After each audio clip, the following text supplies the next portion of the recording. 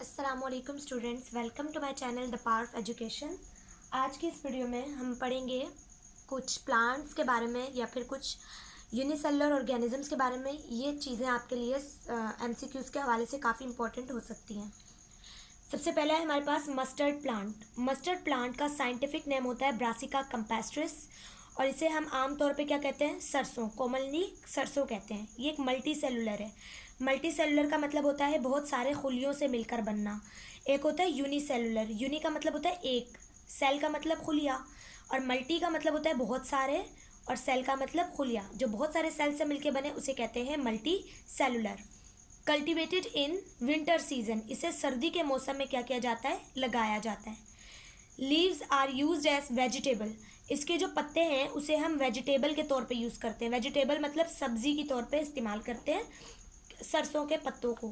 जबकि seeds are used for oil extraction, जबकि इसके बीजों को किस लिए इस्तेमाल किया जाता है, ऑयल को निकालने के लिए। जो आप कहते हैं ना सरसों का तेल, वो इसी सरसों के पौधे के बीज में से निकल रहा होता है। इसकी लेंथ होती है 1 से 1.5 मीटर। ये येलोविश इन कलर, इसके जो फूल हैं वो किस कलर के होते हैं, येलो कलर के होते हैं। इसके फ्लावर का कलर क्या होता है, येलो होता है। प्लांट हैज़ 2 पार्ट्स, ये जो मस्टर्ड प्लांट है इसके 2 पार्ट्स होते हैं। एक होता है वेजिटेटिव पार्ट, एक होता है रिप्रोडक्टिव पार्ट। सिर्फ इसके नहीं, दुनिया में जितने भी प्लांट्स होते हैं उनके 2 ही पार्ट्स होते हैं, एक होता है वेजिटेटिव पार्ट, एक होता है रिप्रोडक्टिव पार्ट। वेजिटेटिव पार्ट वो होता है जो कि लीव्स, रूट्स और स्टेम, लीव्स का मतलब होता है पत्ते, रूट्स का मतलब होता है जड़ें, और स्टेम का मतलब होता है तना। जबकि रिप्रोडक्टिव पार्ट में हमारे पास क्या होते हैं, फ्लावर, जिसमें क्या होती है, रिप्रोडक्शन होती है। अब सेकेंड है हमारे पास फ्रॉग। फ्रॉग का साइंटिफिक नेम है राना टिग्रीना। यहाँ राना के बाद थोड़ा गैप आएगा, इसे आपको यूं लिखना है, ठीक है, राना टिग्रीना। साइंटिफिक नेम को लिखने का ये तरीका, थोड़ा गैप देना, यहाँ पे नहीं दिया हुआ। फ्रॉग भी एक मल्टी सेलुलर है, बहुत सारे खुलियों से मिलके बना है। एम्फीबियन है, एम्फीबियन वो जानदार होते हैं जो पानी और खुश्की दोनों में रह सके, तो उन्हें हम कहते हैं amphibians. Body divided into head and trunk, उसकी बॉडी जो है, फ्रॉग की जो बॉडी है वो सर और धड़ पे मुश्तमिल होती है। इसकी नेक नहीं होती, इनकी गर्दन नहीं होती।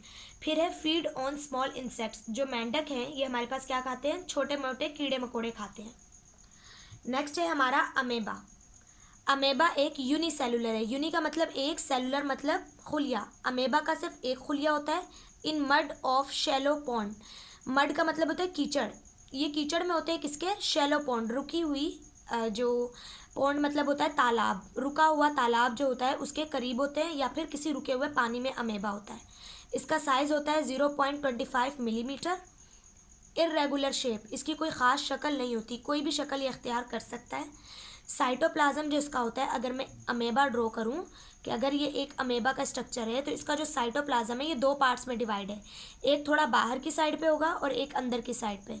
तो बाहर की साइड वाले को कहेंगे एक्टोप्लाज्म और बीच वाले को कहेंगे एंडोप्लाज्म। एक्टोप्लाज्म जो होगा ये ट्रांसपेरेंट होगा, जबकि एंडोप्लाज्म जो होगा ये क्या होगा हमारे पास, ये इतना ट्रांसपेरेंट नहीं होगा, और इसे सोल कहेंगे। एंडोप्लाज्म को सोल कहेंगे और एक्टोप्लाज्म को जेल कहेंगे। उसके बाद है हमारे पास वॉल्वॉक्स। वॉल्वॉक्स हमारे पास क्या है, polyphyletic genus of chlorophyte green अलगा। तो ये हमारे पास पॉलीफाइलेटिक जीनस है। पॉलीफाइलेटिक का मतलब होता है इसके एंसेस्टर बहुत ज़्यादा है। ये चीज़ मैं आपको भी एंड में बताती हूँ। ये ग्रीन अलगा है, ये अलगा की तरह के होते हैं। अलगा जिस तरह आप, जिस जगह पे आपका ज़्यादा पानी घर में लग रहा हो उस जगह ग्रीनरी सी आ जाती है, उसे कहते हैं अलगा। तो ये ग्रीन अलगा जैसे होते हैं।